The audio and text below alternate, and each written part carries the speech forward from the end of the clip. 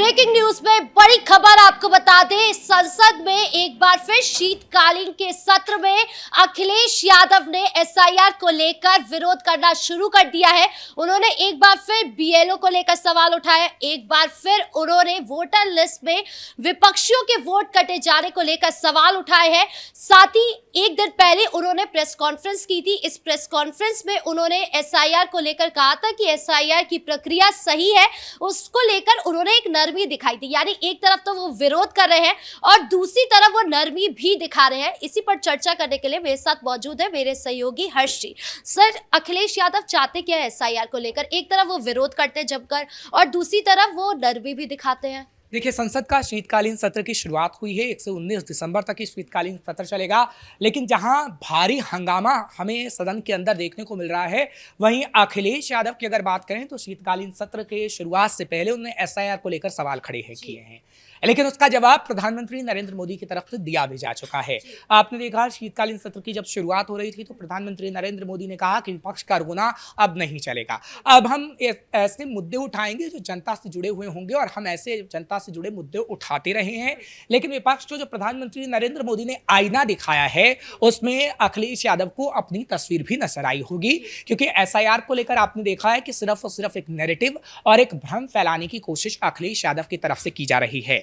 लेकिन अब वो भ्रम अखिलेश यादव नहीं फैला पाएंगे, क्योंकि प्रधानमंत्री नरेंद्र मोदी ने साफ कर दिया है कि कैसे जो एसआईआर की प्रक्रिया है वो कहीं ना कहीं लोगों के हित में है और लोगों के हित में जो भी काम रहेंगे वो हम करेंगे। और अखिलेश यादव का तभी आपने देखा कि बाद में कोई बयान नहीं आया। हाँ, उससे पहले जरूर दिया था जब प्रधानमंत्री नरेंद्र मोदी बोल रहे थे, लेकिन अखिलेश यादव इससे उत्तर प्रदेश की राजनीति को साध रहे हैं, जिसको आपने समझ में आएगा कि कैसे अखिलेश यादव ने एसआईआर का नाम लेकर उत्तर प्रदेश की राजनीति को साधा है। क्योंकि आपने ठीक कहा कि बीएलओ को लेकर वो लगातार सवाल खड़े कर रहे हैं कि बीएलओ को कोई परेशानी हो रही है, बीएलओ को आपको इतना पैसा देना चाहिए। वो कह रहे कि बीएलओ इतना शिक्षित नहीं है कि वो जाकर फॉर्म भरवा सके, कोई भी आप उठाकर जा रहे हैं और बीएलओ को बना दे रहे हैं और वो जाकर परिवारों के साथ जा रहे हैं डिजिटलाइज करने के लिए। जो फॉर्म को डिजिटलाइज करना है उसमें परिवार को अपने साथ लेके जा रहे हैं, क्योंकि वो इतने पढ़े लिखे नहीं है। देखिए, अखिलेश यादव की बनी बनाई बातों पे आखिर कौन विश्वास करेगा? क्या अखिलेश यादव ने कोई ऐसा सबूत दिया है या अखिलेश यादव के पास कोई ऐसा सबूत है कि अखिलेश यादव दिखाएं कि देखिए ऐसा हो रहा है? अखिलेश यादव सिर्फ और सिर्फ बनी बनाई बातें कहते हैं और उस बनी बनाई बातों पर कोई विश्वास नहीं करेगा। देखिए, एक प्रोपेगेंडा, एक नैरेटिव गढ़ने की कोशिश लगातार की जा रही है। बिहार विधानसभा के अंदर भी एसआईआर का मुद्दे को जोर शोर से उठाया गया था, लेकिन जनता ने इस मुद्दे पर कोई ध्यान नहीं दिया, क्योंकि ये मुद्दा जनता के हित में ही था। एसआईआर की प्रक्रिया कैसी है, एसआईआर की प्रक्रिया को लेकर जागरूकता अभियान भी बीजेपी ने चलाया है और एसआईआर की प्रक्रिया को लेकर जनता समझ चुकी है कि आखिर वो क्या है। हाँ, बिहार को लेकर भी यही बीजेपी कह रही है कि 65 लाख लोगों के अगर नाम काटे गए हैं, एक भी तो आता हमारी तरफ कि आकर ये बोले कि मेरा नाम कट गया है, मेरा नाम कट गया है। और यही चीज अब यूपी में भी देखने के लिए मिल रही है कि अखिलेश यादव कह रहे हैं कि 3 करोड़ लोगों का नाम कटेगा, लेकिन अभी तक ऐसा कुछ शिकायत नहीं मिला, अभी तक कोई भी प्रक्रिया को लेकर सवाल नहीं उठाए गए हैं। बिल्कुल, देखिए, सवाल तो सिर्फ विपक्ष उठा रहा है। हम बार बार कहते हैं कि विपक्ष का काम होता है सवाल उठाना। आप सवालों को उठाइए, लेकिन अर्गनल और बेतुके सवालों को मत उठाइए। ये बड़ा सवाल है, क्योंकि देखिए, अखिलेश यादव कुछ भी सवाल उठाते हैं। अखिलेश यादव उत्तर प्रदेश में कुछ भी कहते हैं। उत्तर प्रदेश में आप देखिए, बरेली में जो दंगा हुआ उसे भड़काने की कोशिश किसने की? अखिलेश यादव ने। एसआईआर की जो प्रक्रिया हुई उसमें आखिर दखल देने की कोशिश किसने की? अखिलेश यादव ने। संभल में कैसे समाजवादी पार्टी के सांसदों ने भड़काने की कोशिश की ना, आपने देखा कि एफआईआर तक में नाम था, आपने देखा कि जो चार्जशीट दी गई उसमें तक नाम था, आपने देखा 1100 पन्नों की जो रिपोर्ट सौंपी गई उसमें अखिलेश के सांसदों का नाम था। तो आप तो सिर्फ लोगों को भड़काने का काम करें, क्योंकि आपकी आदत हो गई है। जब समाजवादी पार्टी की सरकार उत्तर प्रदेश के अंदर थी तब हमने देखा था कि लोगों को आपने भड़काया, हिंदू मुस्लिम को लड़ाया, दंगा किया, दंगा करवाया और उसके बाद वोट हासिल किए हैं। लेकिन अब उत्तर प्रदेश में ऐसा नहीं होता। चाहे फिर आप शीतकालीन सत्र शुरुआत होने से पहले ये बयान दे दें या फिर सदन के अंदर ये बयान दे दें या फिर उत्तर प्रदेश की धरती से बयान दे दें, अब लोग समझ चुके हैं, जनता समझ चुकी है कि आप आखिर क्या करना चाहते हैं। अखिलेश यादव एक और आरोप लगा रहे हैं कि विपक्षियों के जो वोट है वो कट रहे हैं। हालांकि उन्होंने अपनी साइड से पीडीए प्रहरी को खड़ा कर दिया है। उन्होंने कहा है कि हर जिले में जाकर देखा जाए, उनके नेताओं को भी बोल दिया है कि आप जाइए और प्रक्रिया पर निगरानी रखें। लेकिन उसके बाद भी वो यही कह रहे हैं कि विपक्षियों के वोट कट रहे हैं। तो इसको लेकर ये सवाल उठ रहा है कि आखिर उन्हें कैसे पता किसके वोट कट रहे किसके नहीं कट रहे? देखिए, उन्हें इसलिए पता है क्योंकि जो घुसपैठिया आया बांग्लादेश से अलग अलग इलाकों में फैला, उसके किस तरीके से अवैध तरीके से आपने पहचान पत्र बनाए और उससे वोट हासिल किया। बंगाल में क्या हुआ, बंगाल में यही हो रहा है। और आप देख रहे हैं कि अब जब एसआईआर की प्रक्रिया हो रही है तो वहां से अवैध घुसपैठिए भाग रहे हैं। हाँ। उत्तर प्रदेश में क्या हुआ, उत्तर प्रदेश में जो हमने देखा है नेपाल से जुड़े बॉर्डर इलाके हैं या फिर कुछ लोग ऐसे हैं जो बंगाल से आए हैं जो कि बांग्लादेशी हैं, उन्हें अब वहां से हटाने की तैयारी शुरू हो गई है। और उत्तर प्रदेश में हमने ही खबर ब्रेक की थी कि कैसे डिटेंशन सेंटर बनाने की भी तैयारी हो गई है।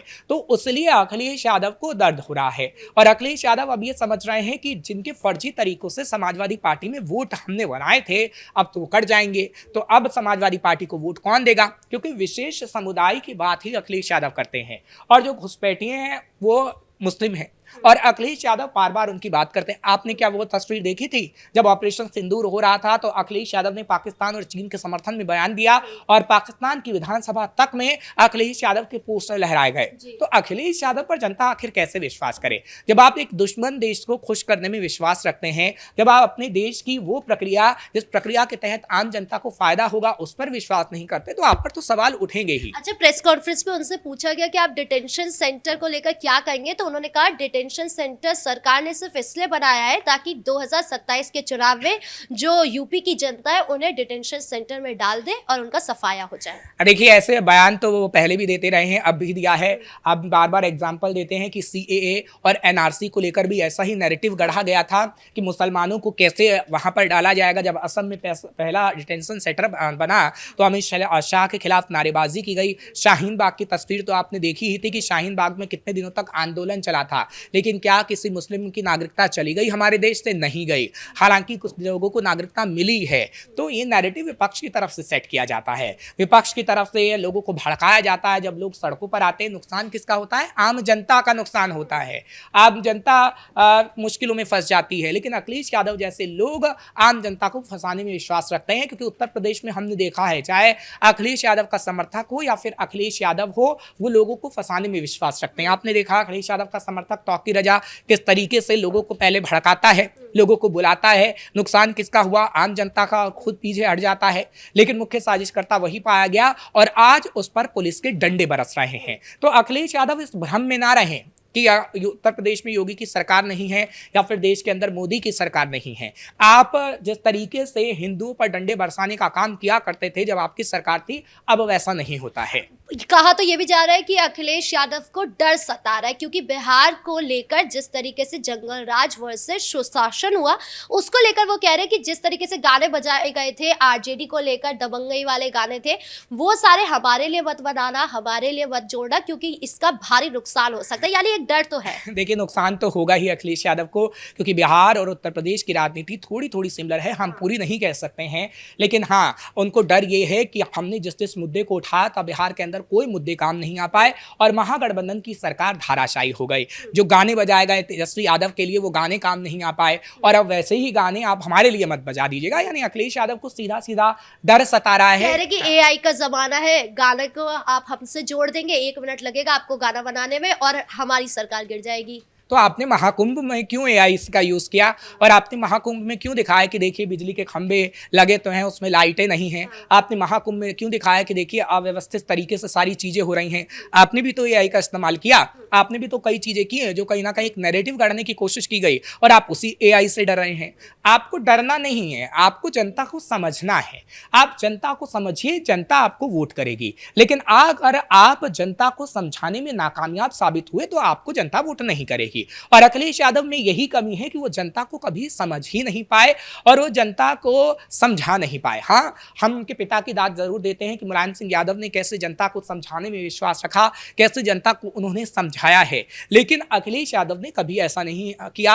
अखिलेश यादव को विरासत में एक तो मिल गई समाजवादी पार्टी, दूसरा अखिलेश यादव ने कभी कोई मेहनत नहीं की। जब दंगा होता था तो अखिलेश यादव सलमान खान की पिक्चर देखा करते थे। तो अखिलेश यादव ने राजनीति को समझा तो, लेकिन अपने पिता की तरह नहीं। अखिलेश यादव ने राजनीति को समझा तो, लेकिन सीएम योगी आदित्यनाथ की तरह नहीं, बीजेपी की तरह नहीं। अगर अखिलेश यादव अपनी राजनीति को समझ जाएंगे तो शायद वो जीत पाएंगे। जी, इस मुद्दे पर ज्यादा जानकारियों के लिए आपका बहुत बहुत धन्यवाद। तो कुल मिलाकर एक तरीके से कहा जा सकता है कि अखिलेश यादव गुमराह करने वाली राजनीति खेल रहे हैं। एक तरफ वो कमरे के अंदर अपनी प्रक्रिया बना रहे हैं, अपनी रणनीति बना रहे हैं कि किस तरीके से एसआईआर का सामना करना है, तो वहीं दूसरी तरफ वो लगातार कमरे से बाहर आकर बयानबाजी भी कर रहे हैं एसआईआर के खिलाफ, जिसको लेकर वो गुमराह कर रहे हैं, मुसलमानों को ये दिखाने की कोशिश कर रहे हैं कि हम आपके साथ हैं, हम एसआईआर को लेकर उसका विरोध कर रहे हैं। लेकिन अब उनकी ये गुमराह करने वाली राजनीति सबके सामने आ गई है। इसको लेकर वो बुरी तरीके से फंसते हुए भी नजर आ रहे हैं। अब ऐसे में अगला कदम उनका क्या होगा, ये देखना अभी बाकी है। ब्रेकिंग न्यूज में इतना ही। कैमरा पर्सन अशोक के साथ मैं राधिका राज।